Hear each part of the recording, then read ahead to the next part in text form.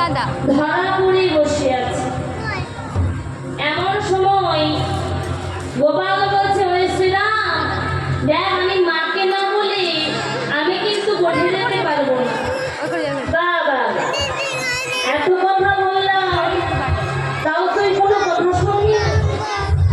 তুই মাকে বুঝিয়ে বলতে পারছিস না যে মা আমি গোষ্ঠে যাবো? দেখ দেখ কত বেলা হয়েছে, তুই গোষ্ঠে যাবি কি যাবি না? শোন শ্রীরাম, আমি মাকে না বলে কেমন করে গোষ্ঠে যাই বল?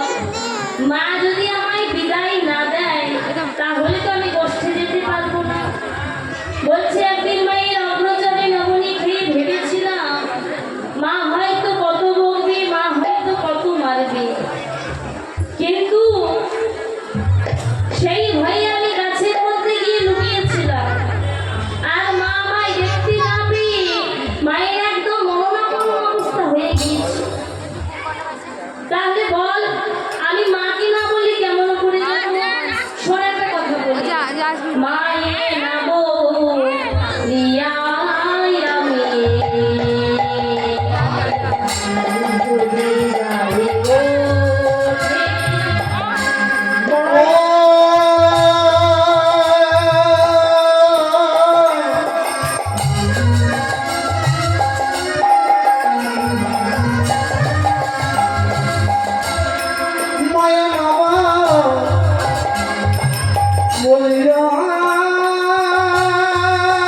আমি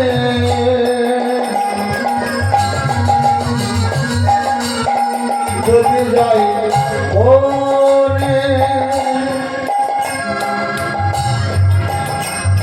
আর মরিবে আমার মাতা, মরিবে আমার মাতা, আর মরিবে আমার মাতা, ওই মরিবে আমার মাতা। আমি করিব সংগ্রামে, মায়ের নাম বলিয়া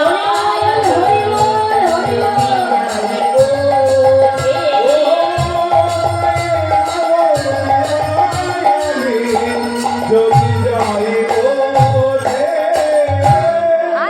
ওরে বলছে, শোন শোন, তুই আর তোর মায়ের গল্প করিস না।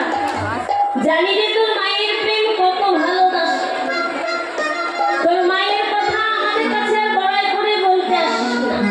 মা যে তোকে কত ভালোবাসে সে আমাদের ভালোভাবে জানাস। তুই যে তোর মায়ের গর্ভ করছিস, তাহলে কার মা এমন আছে যে অল্প নবনী খাওয়ার জন্য গাছে বেঁধেছিল?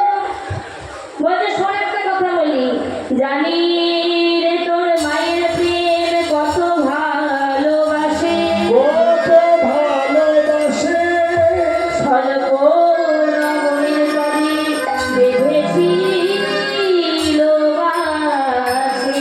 বেঁধেছিল গাছে। যমল জন যেদিন চেপেছিল সেই দিন তোর মা নন্দরানী আছিল কোথায়? আসিল কোথায়? বলছে, যমলোচন যেদিন গাছের ওপর, ওই গাছ যেদিন তোর গায়ের ওপর ভেঙে পড়েছিল সেই দিন তোর মা নন্দরানী কোথায় ছিল? তাহলে আমাদের জানতে হবে এই যমলোচন এরা কে ছিল? হরি বল, হরি বল। কি করে বৃন্দাবনের যমলোচন বৃক্ষ হয়ে এলো? ধনকুবেরের পুত্র ছিল তারা। ধনকুবেরের দুই পুত্র, এক হচ্ছে নলকুবের আর এক হচ্ছে মণিগ্রীব। আর তারা সম্পর্কে ছিল দুই ভাই। তারা দুই ভাই কি করত না, তাদের মধ্যে এত রূপ, তারা রূপের অহংকারে সর্বদা মদ্য পান করিত, সর্বদা নারী সঙ্গ করিত, অপকর্ম করত, কুকর্ম করত। তা একদিন হলো কি না, ওই স্বর্গের অপ্সরাদের নিয়ে জলের মধ্যে জলকেলি করতে শুরু করেছে। এবং ওই মন্দাকিনী সরোবরে যখন জলকেলি করতে শুরু করেছে, ঠিক এমন সময় হয়ে